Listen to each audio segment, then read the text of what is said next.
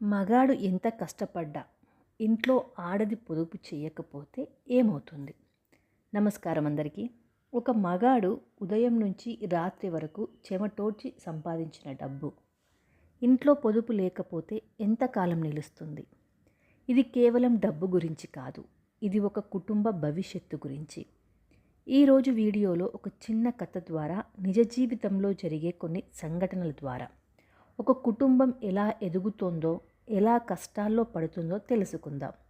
ఈ వీడియో పూర్తిగా ఎవరిని తప్పు పట్టడానికి కాదు, కుటుంబంలో భర్త భార్య ఇద్దరూ కలిసి ఆర్థిక బాధ్యత తీసుకుంటే ఎంత అద్భుతమైన జీవితం నిర్మించవచ్చో చెప్పడానికి మాత్రమే. ఇప్పుడు ఒక చిన్న కథతో ప్రారంభిద్దాం. రాము అనే వ్యక్తి ఒక ప్రైవేట్ ఉద్యోగి. నెలకు 35,000 జీతం. ఉదయం 8 గంటలకు ఇంటి నుంచి వెళ్ళి రాత్రి 9 గంటలకు తిరిగి వస్తాడు.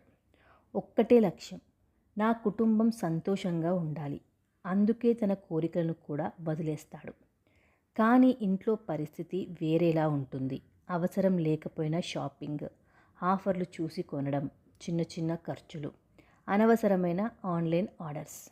నెలాఖరికి బ్యాంక్ బ్యాలెన్స్ 0. రాము ఎంత కష్టపడినా కుటుంబం మాత్రం ముందుకు వెళ్ళదు. అసలు సమస్య ఏంటి? చాలామంది అనుకుంటారు ఎక్కువ సంపాదిస్తేనే ధనవంతులు అవుతారు అని. కాదు, ఎక్కువ సంపాదించినా పొదుపు లేకపోతే డబ్బు చేతిలో నిలవదు. సంపాదించడం ఒక కళ అయితే దాన్ని కాపాడుకోవడం అంతకంటే గొప్ప కళ. ఒక మంచి భార్య చేసే పని ఏంటి? ఒక మంచి గృహిణి ఇంటి ఖర్చులు ప్లాన్ చేస్తుంది, అవసరాన్ని కోరికను వేరు చేస్తుంది, చిన్న మొత్తమైన ప్రతి నెల దాచుతుంది. అందుకే పెద్దలు చెప్పేవారు, ఆదాయం ఎంత అనేది కాదు, పొదుపు ఎంత అనేదే ముఖ్యమని.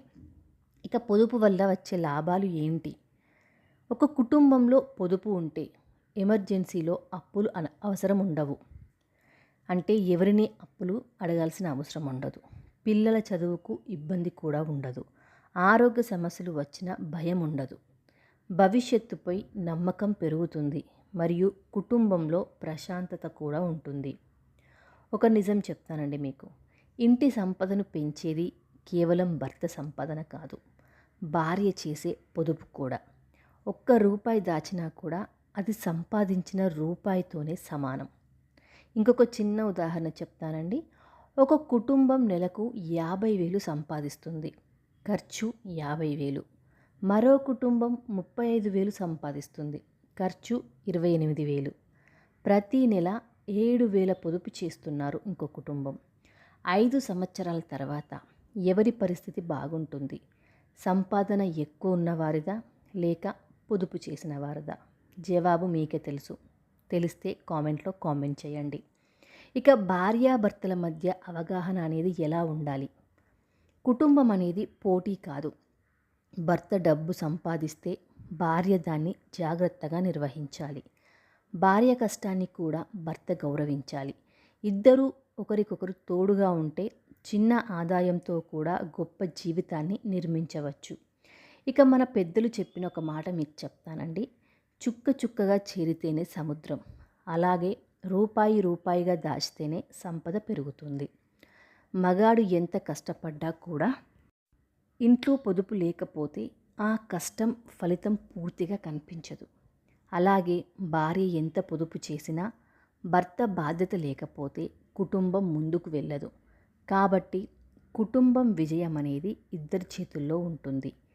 ఈ వీడియో మీకు నచ్చిందా అండి? నచ్చితే కనుక తప్పకుండా లైక్ చేయండి. మీ అభిప్రాయాన్ని కామెంట్లో తెలియజేయండి. ఇలాంటి జీవిత సత్యాల కోసం మా ఛానల్ని సబ్స్క్రైబ్ చేసుకొని పక్కనే ఉన్న బెల్ ఐకాన్ని ప్రెస్ చేయండి. అలాగే మీ కుటుంబ సభ్యులతో లేదా మీ ఫ్రెండ్స్తో ఈ వీడియోను షేర్ చేయండి. Thank you so much for watching.